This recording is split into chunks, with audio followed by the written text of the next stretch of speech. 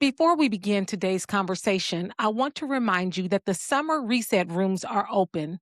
Throughout the summer, we are creating space for leaders and professionals who need more than another motivational message. They need room to think, to breathe, to confront what is no longer working, a room to reset how they lead, communicate, respond, and show up in relationships that matter. The Leadership Reset Room meets on Tuesdays, and the Relationship Reset Room meets on Thursday. The live virtual conversations will continue through the summer throughout the first week of August.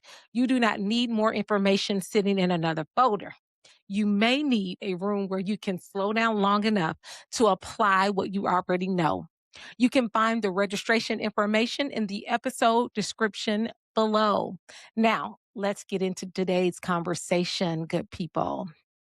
Your most competent leader may not be the most capable leader. In fact, the person who appears to be the most certain, polished, and decisive may be creating more organizational risk than anyone else in the room.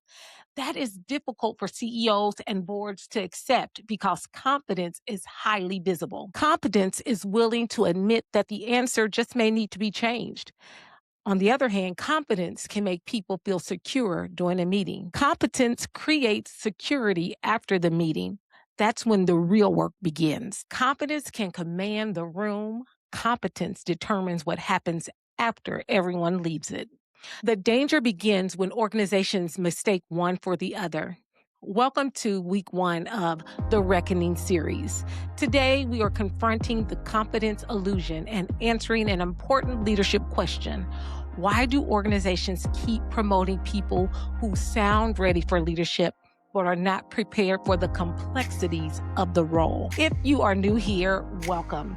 I'm Lena Morris, the founder and CEO of Authentic Encounters, LLC, and the host of Lena Speaks, the podcast. This podcast is where we have honest, practical conversations about leadership, workplace culture, emotional intelligence, accountability, trust, and the decisions that shape how people experience leadership every single day. These conversations are created for CEOs, executives, board members, and professionals who are responsible for people, performance, culture, strategy, and organizational change. At Authentic Encounters, our work is focused on moving leaders beyond training to transformation. That means we do not only talk about what leadership should look like, we examine what leadership is actually producing. We look at what employees are experiencing.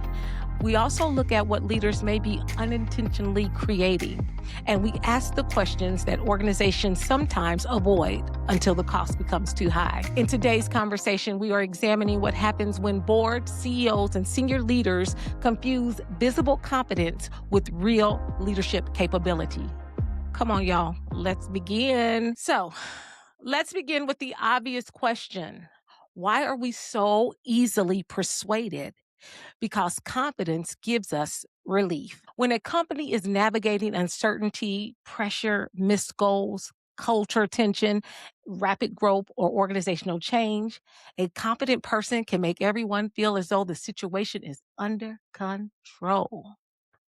They enter the room with an answer. They speak with authority. They present a clear direction. They do not appear nervous at all. They are comfortable talking to senior leaders, persuasive in front of the board. They know how to make strong presentations. They may even say things executives want to hear. And in that moment, their certainty can feel like competence.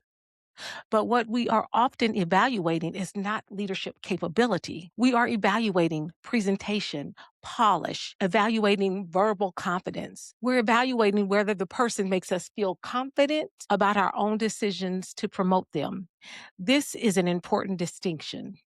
Sometimes organizations promote the person who makes the promotion committee feel the least anxious, not necessarily the person who is best equipped to lead. Sometimes we promote the person who makes us feel safest, not the person most prepared to lead us through the uncertainty. Certainty is comforting, but certainty is not always accurate. Certainty may calm the room, but it can still lead the organization down the wrong direction. Confidence without self awareness can become dangerous very quickly. Confidence is a person's belief in their ability, and there's nothing wrong with that. But competence is their demonstrated capacity to perform effectively. Those two qualities can exist together. A person can be highly competent and appropriately confident. That's not the problem. The problem occurs when someone's competence exceeds their competence. They believe they are more prepared than they actually are. They believe their judgment is stronger than the evidence suggests. They believe their communication is clear, even when their team is confused. They believe people trust them even when employees have stopped telling them the truth. They believe that they are adaptable, even though they become very defensive when someone challenges their approach.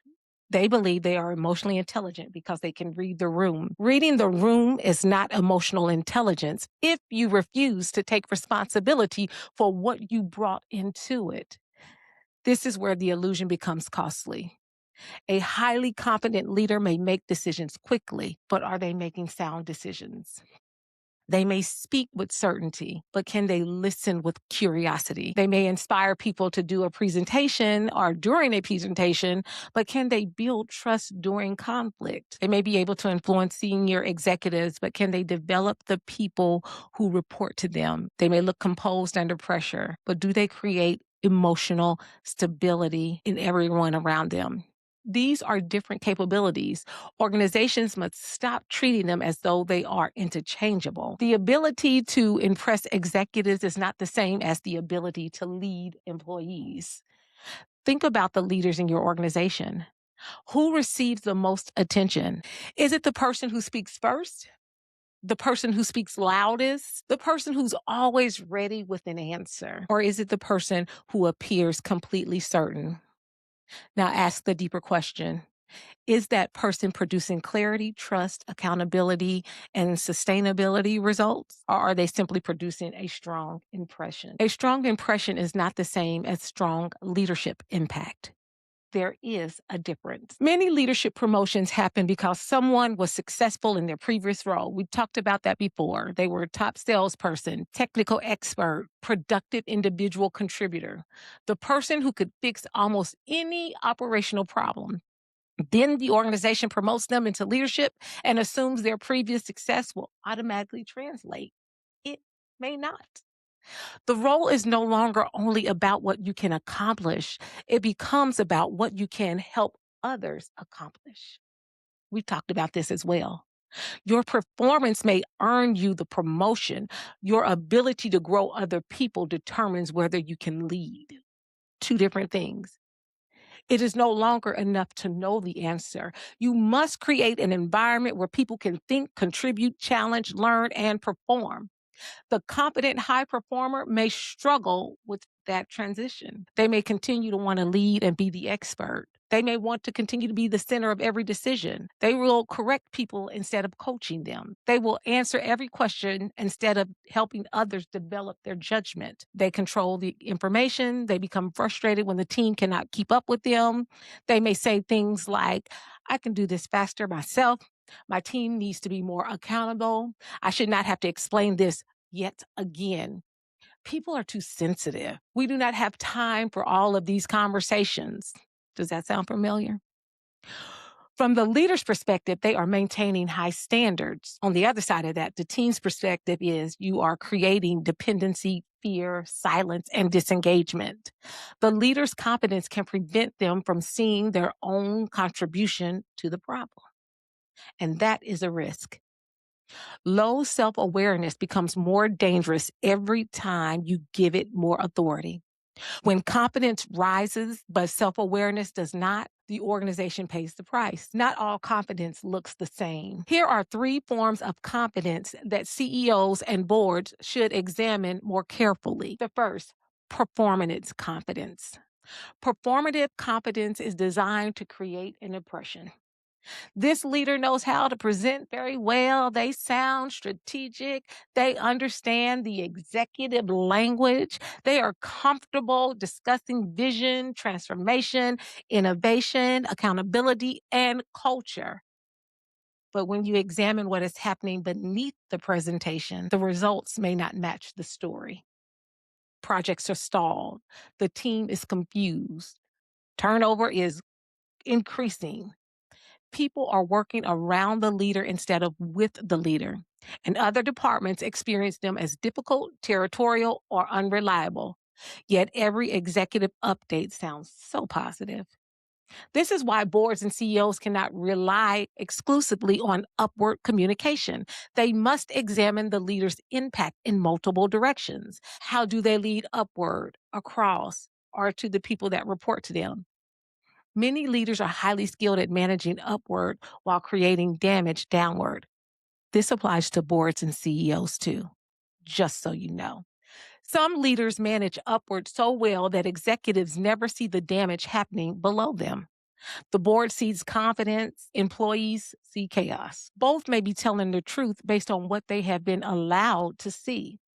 The board may see polish while employees see pressure, confusion, and fear. That gap deserves attention. The next one is defensive competence. Defensive competence presents itself as certainty because uncertainty feels threatening. This leader has difficulty saying, I don't know. I've missed something. I need another perspective. I've made the wrong decision. I can see how my approach contributed to this. Instead, they defend, they explain, they try to redirect and deflect. They blame timing, resources, or the lack thereof, employees, communication, the market, or even another department. They are confident when describing everyone else's contribution to the problem, but they become uncomfortable when asked to examine their own. This is not strength. This is self-protection. A leader who can explain everyone else's failure but cannot examine their own behavior is not accountable. They are protected. A leader who cannot tolerate being wrong will eventually create a culture where no one is allowed to tell the truth. When a leader must always be right, everyone else learns to shut their mouth. That's often fear wearing professional clothes. Some people are confident because their leadership has never been meaningfully tested. Mm. They have performed well in familiar conditions. They have worked with supportive teams. They have operated with clear expectation and adequate resources. Then the environment changes. The organization grows. The workforce becomes more diverse. The strategy shifts. The business encounters disruption. The leader must influence people who do not think like them. And then we have a problem. Now, the habits that previously worked are no longer sufficient for them. And the question becomes, can they adapt as a leader? Confidence built on familiar success may collapse when the environment requires new behavior. Success in familiar conditions does not prove you can lead through unfamiliar complexity.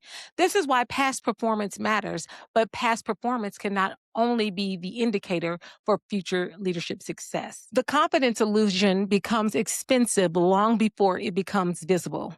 The first cost is often silence. Employees learn that challenging the leader is not worth the consequences. They stop offering opposing viewpoints. They become very careful. They edit what they say. They wait for the leader to reveal the answer they want, and everyone agrees. The leader interprets this agreement as alignment, but it's not alignment. It's self-preservation. Silence is not alignment. Sometimes silence is what remains after people decide the truth is no longer safe. The second cost is delayed decision making. This may sound surprising because the confident leader often appears decisive. But when every decision must flow through one person, the organization becomes slower. People stop using their own judgment. We've discussed this before. They wait for approval, they avoid taking risks, and the leader becomes the bottleneck while complaining that no one takes initiative. You cannot demand initiative while requiring every decision pass through you. Just doesn't work that way.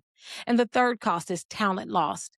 High performing professional employees usually want clarity, growth, and meaningful responsibility. When they work for a leader who must always be the smartest or the most certain person in the room, they eventually shrink or they leave. The organization may misdiagnose the departure by saying things like the employee was not committed, they could not handle the pace, they were not the right fit. And sometimes that's absolutely true. But what we're discovering is most time it is not. Because sometimes the employee was responding to a leadership environment that made strong performance unsustainable. Sometimes the best employees are not leaving the organization. They are leaving the version of themselves they have become to survive your leadership. The fourth cost is strategic blind spots. Confident leaders can persuade organizations to continue supporting a direction that is no longer working.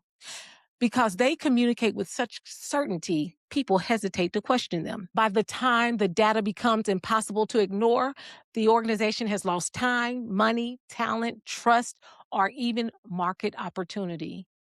This is why confidence must never become a substitute for accountability. And this is what I want to say. Confidence without accountability does not reduce organizational risk. It disguises it. Healthy confidence is not the absence of uncertainty. Healthy confidence is the ability to lead responsibly while uncertainty exists. The real leadership confidence is not pretending uncertainty does not exist. It's remaining responsible while it does. A genuinely confident leader can say, listen, I have a perspective, but I want to hear what may be missing.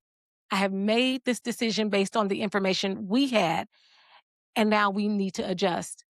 They may say things like, I do not know yet, but I know how we will find out. They say, I can see that my response created this confusion. Or they might even say, hey, you challenged my thinking and that made the decision stronger. That type of confidence does not make a leader appear weak.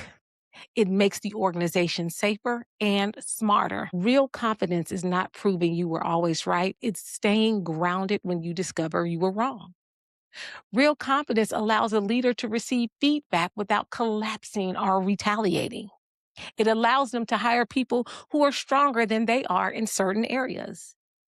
It allows them to share credit, them to change direction without pretending the previous direction never happened.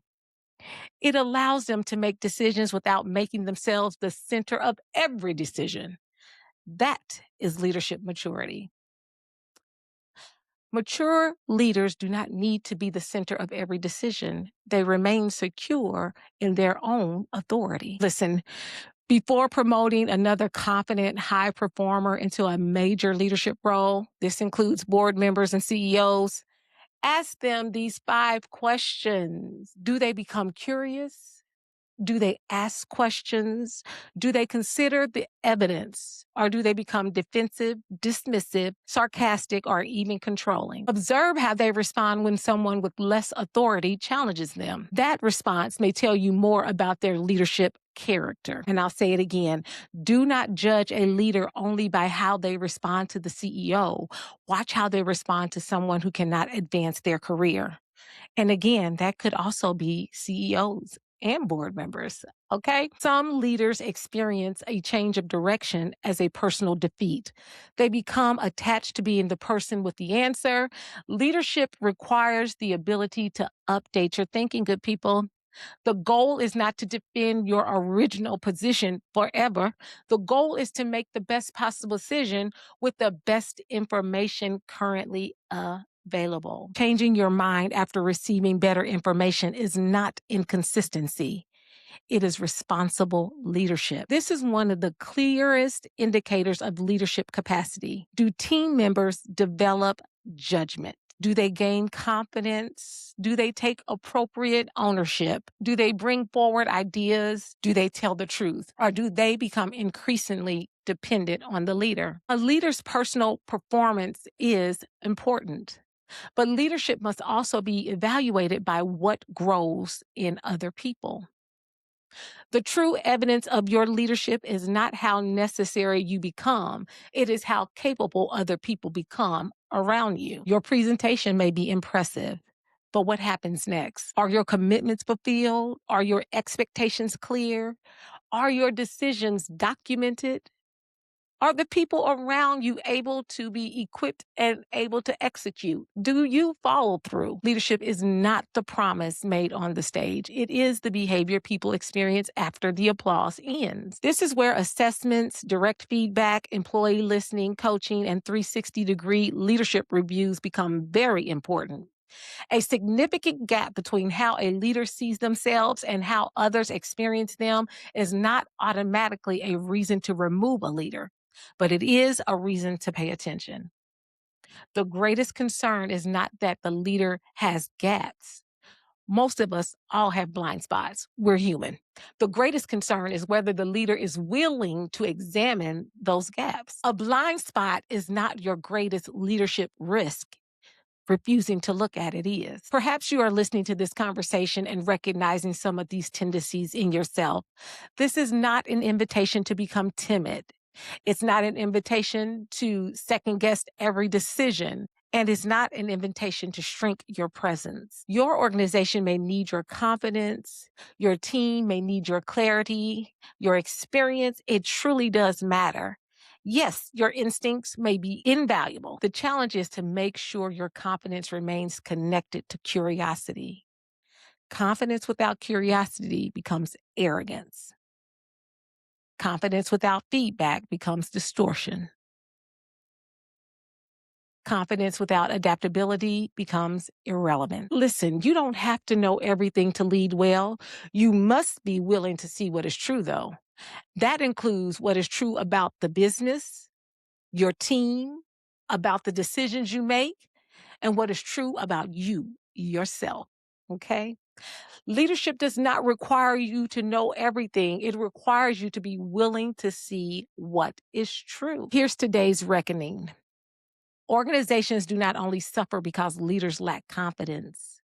Organizations suffer because some leaders possess more confidence than their competent awareness and ability can support. Some organizations are not suffering from confidence shortage. They are suffering from confidence that has outgrown competence. The answer is not to stop valuing confidence. The answer is to evaluate it more intelligently. Don't only ask, does this person appear to be ready? Ask, have they demonstrated the capacity to lead complexity? Don't only ask, can they command the room? Ask, can they create a room where other people can contribute? Don't only ask, do they have the answer? Flip that and ask, can they recognize when the answers need to be changed? Don't ask, do senior executives trust them? Ask, can the people closest to their leadership tell them the truth? The real test of leadership is not whether senior executives trust you. It's whether people closest to your leadership can tell you the truth. That is where the illusion begins to break. As you move through this week, identify one leader in your organization whose confidence may be influencing how you evaluate their capability. This is not about assuming the worst. It's about becoming more disciplined in how you assess leadership. Look beyond their presentation, their charisma. Look beyond their certainty. Examine their self-awareness, adaptability, follow through, relationship patterns, decision-making, and the strength of the people around them. Take a moment to examine yourself as well. Where might your certainty be preventing you from seeing something you need to see? That is the work of leadership, and that is the purpose of the Reckoning series. If today's conversation challenged you, share it with a CEO, board member, senior leader, or decision maker who is responsible for selecting and developing leaders. Also, I want to remind and invite you to subscribe to Lena Speaks, the podcast, so you don't miss the next conversation in this series. And remember, the summer reset rooms remain open through the first week of August. The relationship reset room meets Thursday between 7:30 and 8:20 p.m. These are live virtual spaces created to help you slow down, tell yourself the truth, and reset how you show up. You can find the details in this episode description or at AuthenticEncountersLLC.com. Until next time, do not confuse the person who sounds the most certain with the person who is most prepared to lead.